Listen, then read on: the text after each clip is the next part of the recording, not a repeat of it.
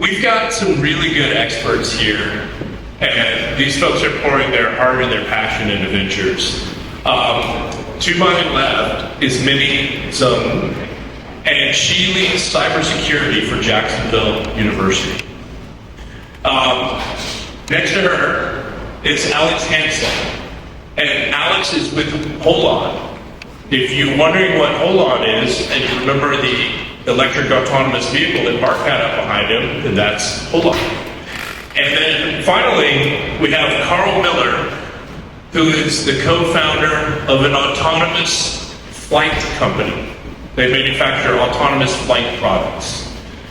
So Minnie, if you could start off and give us a 30-second to 60-second overview of what your initiative is and what you're doing.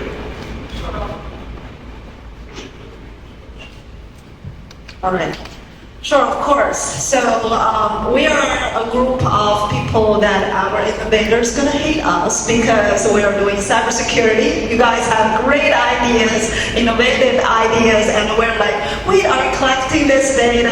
Wait, how are you gonna transit this data? How are you gonna store it? Are you going to send it to somewhere else? So I'm about to educate and train the professionals in this area. I'm the director of cybersecurity center in Jacksonville University, and I'm also the associate professor in computer science and cybersecurity. Excellent. Alex?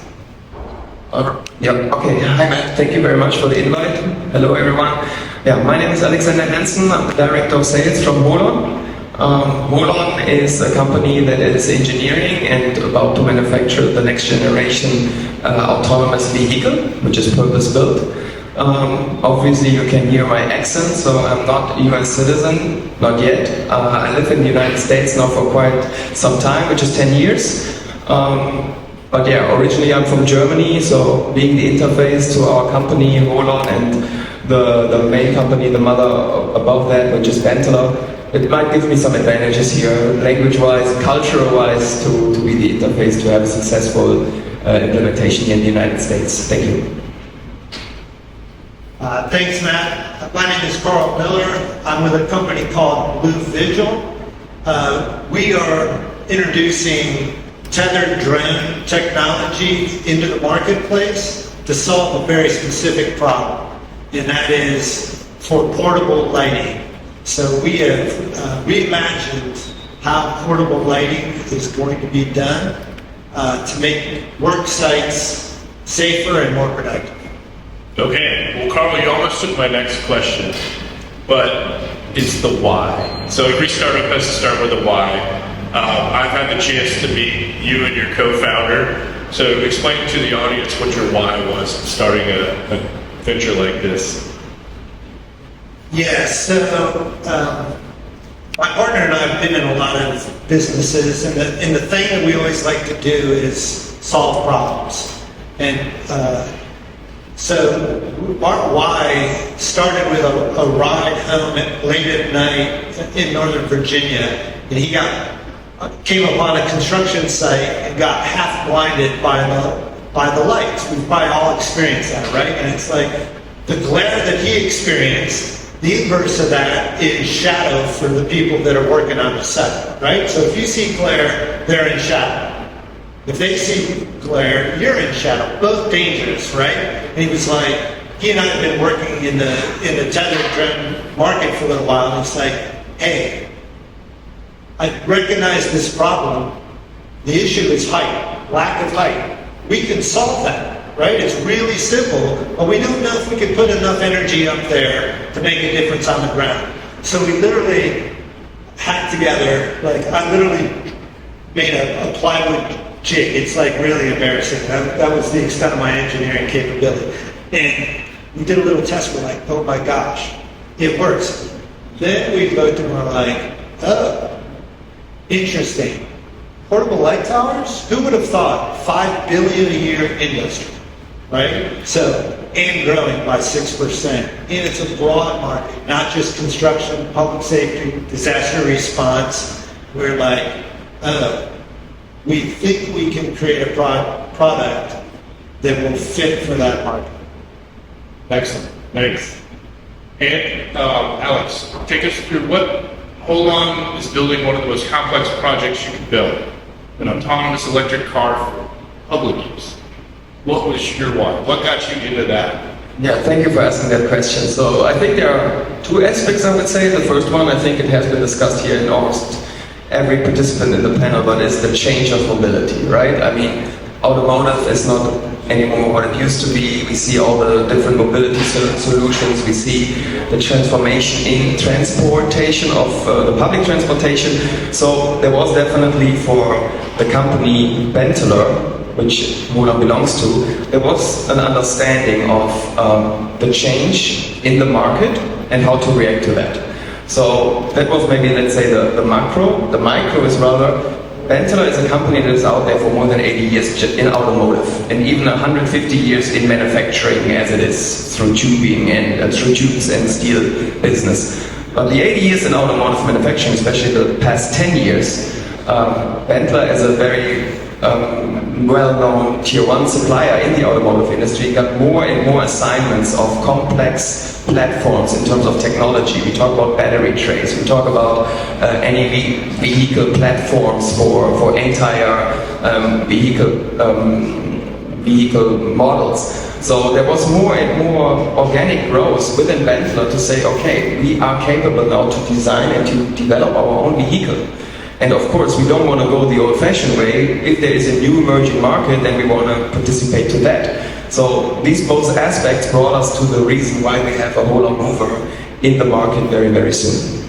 And in that pursuit, you didn't go after Waymo and robotaxi. You went after a niche market where you could dominate and own the market. Is that right? That's the ambition, yeah, of course. Purpose-built autonomous vehicles, especially being Buy America compliant, we have that word a lot here today, is a challenge, yeah. So we talk about, of course, it needs to be manufactured in the United States, it needs to have a certain level of its supply chain coming out of the United States. So in order to get any federal funding for these customers that are there, like JTA, we need to be compliant. And of course that is a huge step for us to get all these things done. However, with Benteler, a company that has also a well footprint in the United States, with 4 manufacturing sites, over 2,000 employees, we see ourselves very well in the position to accomplish this challenge. Yeah? So we have supply chain already, we understand how to manage supply chain, we understand how to assemble. We are all in software, bits and bytes nowadays, but putting things together at an automotive grade with the right quality and safety is still an art, and we see ourselves being there to make this happen. Outstanding. All right, Vinny, Jacksonville University traditionally is not known for being an engineering school or a computer science school. So what led you to have the ambition to build the city's first cyber range? Because of the noticeable shortage in the workforce for cybersecurity.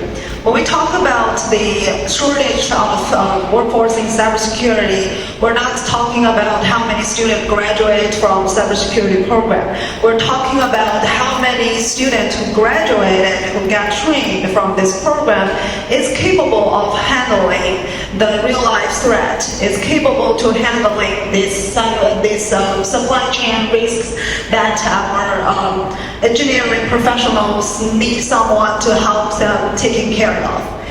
So that is why we motivated us to build our cyber range. Okay, I'm going to guess in a hot field like cybersecurity, in a top talent as yourself, you could have gone anywhere. So why did you go to the startup program at Jacksonville University? What drew you here to want to establish this here in Jacksonville? Well, because of the shortage of this workforce in cybersecurity that we've seen in Jacksonville. I'm asking you, why didn't you go to Jacksonville? I choose Jacksonville because of the sunshine and No, I'm kidding. Because of the vision of the Jacksonville University has in, I remember when I start my interview in Jacksonville University, I talked to the group of people that would you see the future of Jacksonville University, especially in computer science and cybersecurity. And at that time, the chair computer science and cybersecurity talk to me like, I don't like currently that the way that we're teaching to our student, like just, here is an assignment, here is a project, get it down and submit it at the end of the semester. That's it, you got your grade. But that is not what she liked, and also that's not what I want to teach my student. So that is the motivation that bring me to the Jacksonville University. Excellent. Now, there's a lot of people in this room, and there's been a lot of people on stage, that we are all part of the problem. We are making the cybersecurity threats. We're building internet-connected smart systems and vehicles and robots and all those sort of things. Do you have an open door policy? Can local businesses work with you in the cyber range? Yeah, we do have the open door policy. That is actually what our goal is. We wanted to build our GU cyber range and the Center of Cybersecurity as the innovation and the hub for the community, not just for our BS students in cybersecurity or MS students in cybersecurity. We're opening it to the entire community, the entire Jacksonville University, entire Jacksonville community. That which means if you are running into this issue, if you need professionals to help you, to train your SOC team, to giving you suggestions and helping you overview your incident response plan, or even like you have a SOC team, you have your defender team, you want something for them to do with a team building, instead of sending them to the escape room, you're sending them to us. So they could be able to do blue team, red team, and they could be able to experience a real life threat and trying to figure out, running into a chaos, and you can sit on the side to see how chaos they are and then recap. So that also could be a great team building experience for our industry partners. Excellent. And I think I have some team members in the back. Would you guys take note? We can do no more escape rooms. Okay, thank you. Well, that's amazing. So we look forward to that opportunity. And Alex, let's hear from you.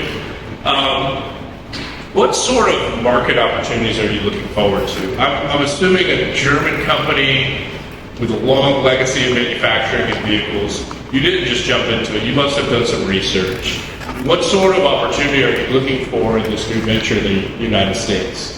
Yeah, I think a lot came really specifically for the US market in collaboration with Beam, who's already 5 years out there. I think they did a lot of the work to analyze the market, having the discussions with federal authorities. So there was, I think, a lot of this work that we really understood better, or that will help us to make decisions for the United States. And then, of course, also here I would say, yes, there's a lot of potential customers in the public sector area, but also, also in the private sector. Yeah, so I think Mayo Clinic was something that has been discussed. All these huge universities that you have here in the United States, completely different aspects or approaches than we see it in Europe.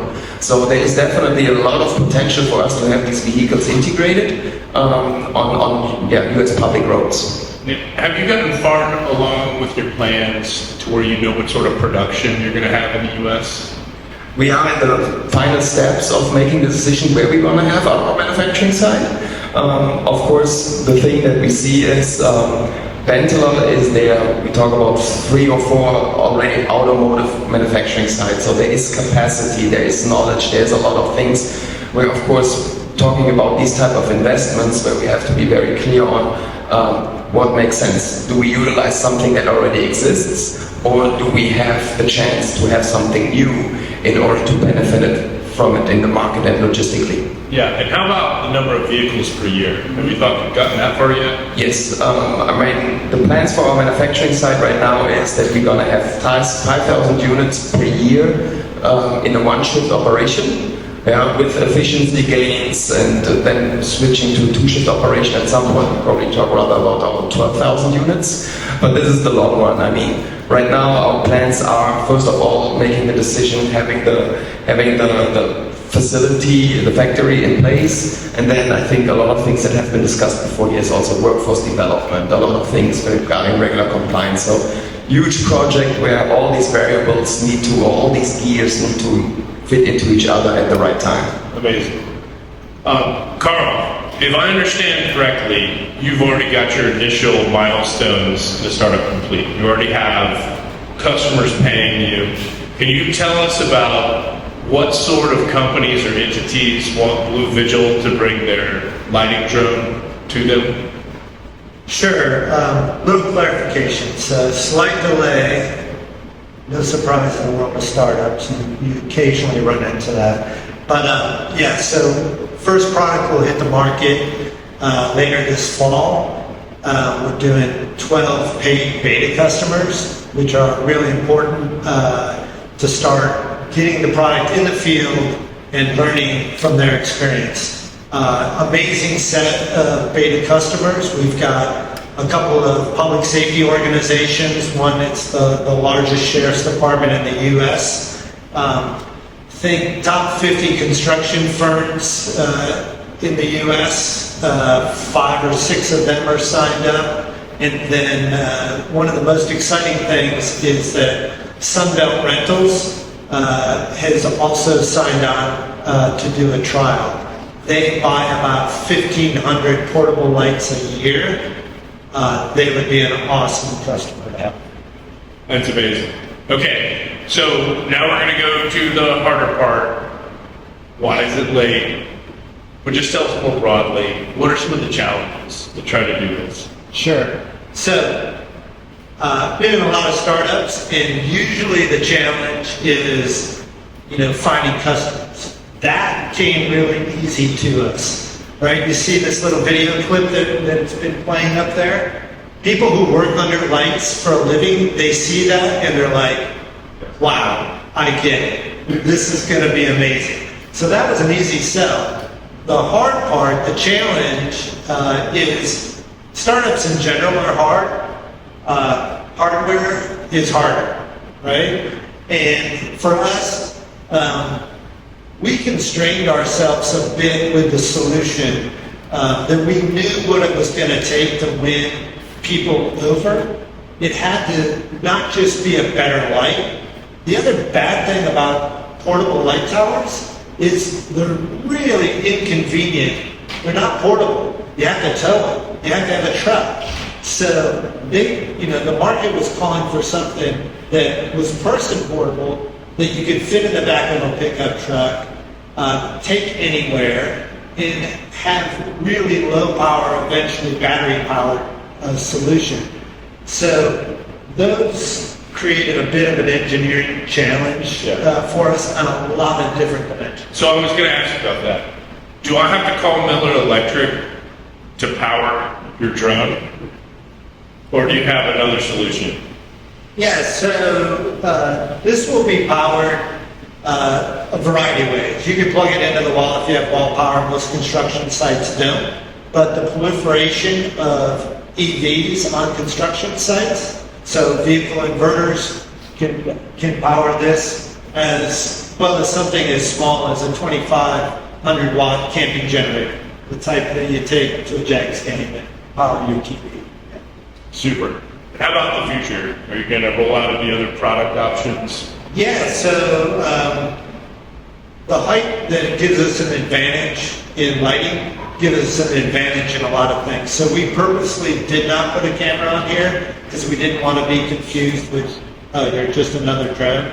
But the number one thing that people want is a camera that will take us into work zone intrusion detection. It'll take us into progress monitoring, security monitoring. Envision a world where there's more robotics on a construction scene, but it's not going to be a complete cutover. There'll always be people for a while. So being able to have that overview and keep the workers safe as well as equipment safe, that's a space we're moving into.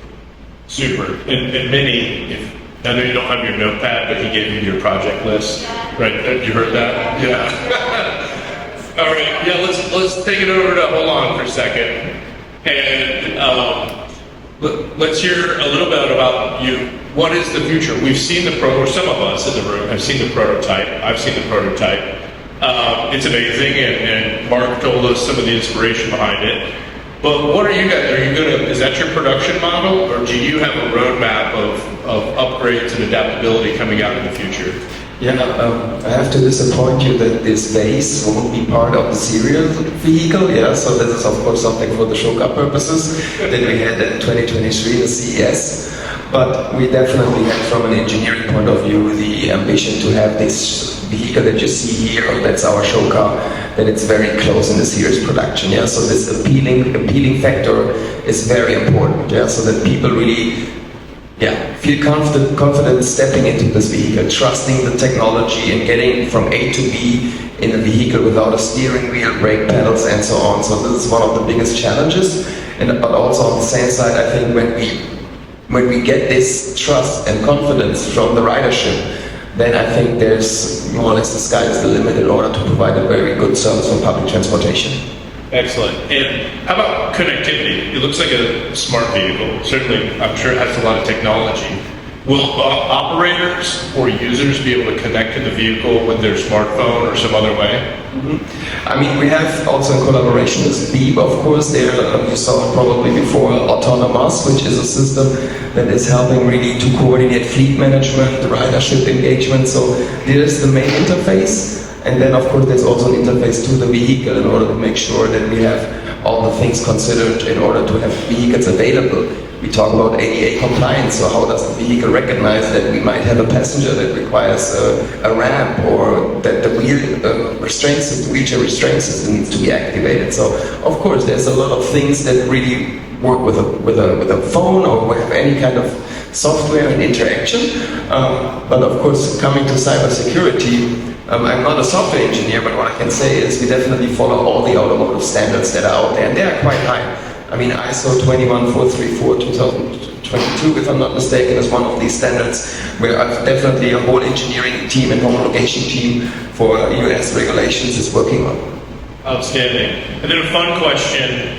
I went to Phoenix this summer and did a Waymo tour. So for a couple of days, I just rode around on Waymo. It let me pick my music.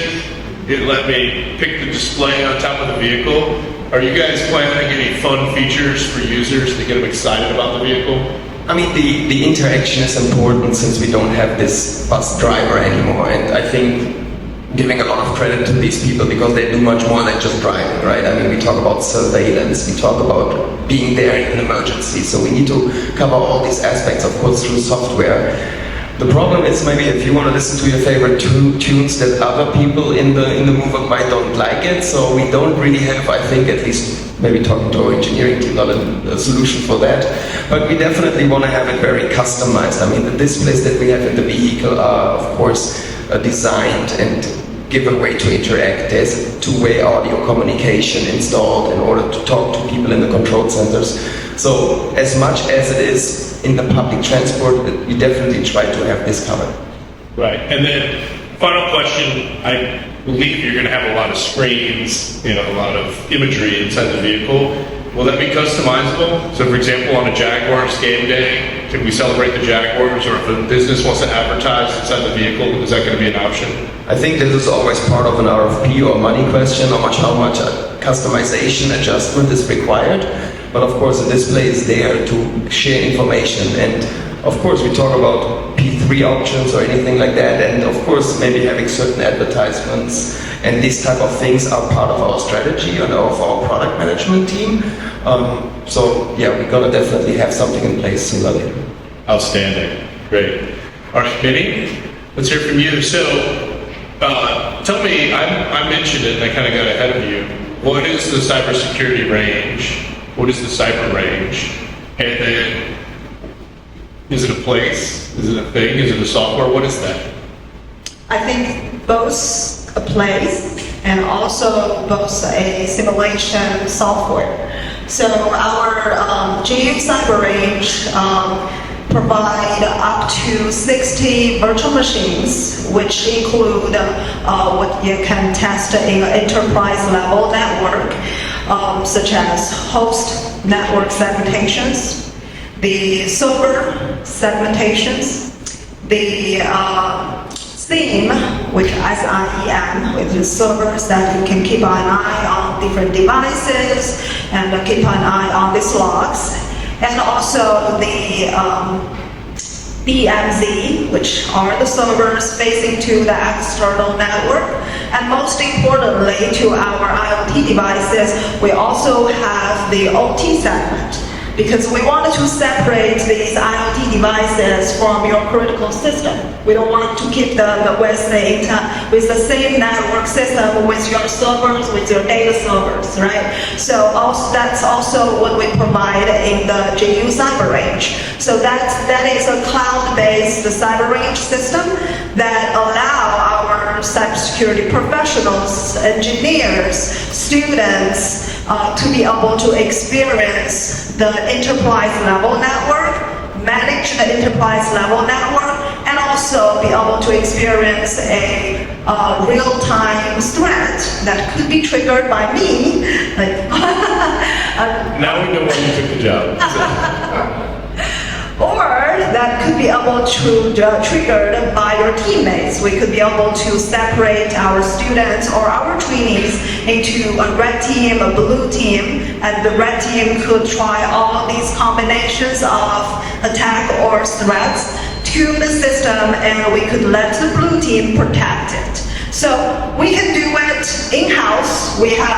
There is a picture out there, a phenomenal facility that we can host it in-house, or we can host it online, like virtually, but I would always prefer in-house because we could let people talk, we can let people communicate with each other more efficiently, and also after they've done this, I love the recap part, because we can always improve our incident response plan. So to answer your question about the GU Cyber Range, I would say it includes the cyber range scenarios, it includes the software, the framework, and also these phenomenon facility, and also our phenomenon faculties as well. All right, and how many people can sit inside? If we want to fill the classroom or fill the cyber range, how many people can sit there? The classroom could fill in 32 students, the facility. We have two classrooms. One is what we call forensics classroom. Forensics is another critical aspect in cybersecurity because, for example, you got hacked, you believe there is a backdoor, you believe there is a malware, you want to isolate that device and put it into a sandbox and analyze that malware. So that's why we separate the forensics. The forensics classroom is another classroom on the side of this one, and that one can sit up to 20 students. The cyber range classroom could be able to sit 32, but always as in we could be able to do it online or virtually, and that's definitely could be open to a big amount of students. But we should be careful about the number of I would say the people that could be able to do hands-on in the SOC machines and attack machines. So if you wanted to do this, the attackers that we can accommodate currently is, I believe, 6 attacker machines, and for the SOC machines, we can accommodate 10. That's why when I'm running these cyber range scenarios, I typically like to cut 2 or 3 students grouped together, sitting in this extended screen computer, and one as a piloter and not one as a navigator. So one student find out solution, the other students actually do the action. Outstanding. All right, so what's next? What's next is our vision for our cyber range, because the biggest challenge so far is the community awareness. Our vision for our cyber range is we could use the cyber range as to support our start from the K-12 student and support the BSc, Bachelor of Science, Programming Cybersecurity, a Master of Science in Cybersecurity, which we're going to launch it 2025, and also the cybersecurity professionals. So to build up this entire architecture, we could be able to pipeline our future engineers, future scientists to ready for it, and also for the people already sitting in the job of cybersecurity, or for the groups that need professionals in cybersecurity to get educated, we also could be able to offer the enough scale and capability to help them. Excellent. All right. Alex, what's next for Holon? What are we going to hear from you next? Okay, so I think clear plans are we want to be able to manufacture by end of 2026. Until then, of course, long way to go to become compliant with all these regulatory requirements. So FMVSS, I can just say, if you know a little bit more about that, but today is the day we're going to submit our revised Part 555. So this is, I think, a significant milestone for us, and of course in collaboration with NHTSA, we're going to get the feedback and understand how we're going to proceed there. Then Buy America. Crash testing for the audience. Then we have, of course, Buy America. We talked about ADA, so getting a wheelchair restraint system integrated, which is also able to operate by the wheelchair passenger itself. Coming back to the driver who does a lot of work right now, this is not there anymore. So engineering is about finding simple solutions, and I think this is exactly the challenge that we have there. And then you talked about testing, but Altoona testing is a big one, also a significant milestone when we talk about federal money. So I think we are aware and we have a way to figure out how to get there. But the idea is always as good as its execution. So this is definitely the plan for the next 2 years. Excellent. Carl, what's next for Blue Vigil? So the big milestone is getting product out in the market, like I mentioned earlier, the beta test coming up. That's the big milestone. Following that, we plan to begin full-scale production in early 2025. Still will be relatively small, probably 200 units, and then we'll scale up from there. Did I hear somewhere that you're expanding in Jacksonville? So our engineering and R&D stuff has all been done in Northern Virginia. I moved here from there 6 years ago. Here we will have the business operations, so sales, marketing will be based here with me. The wild card is manufacturing. So we haven't nailed down where we'll do manufacturing yet. It would make sense to be somewhere where there's a lot of other manufacturing of like products being done. So I'm hopeful that there'll be some local conversations to be had. Outstanding. All right, ladies and gentlemen, let's hear from our panelists.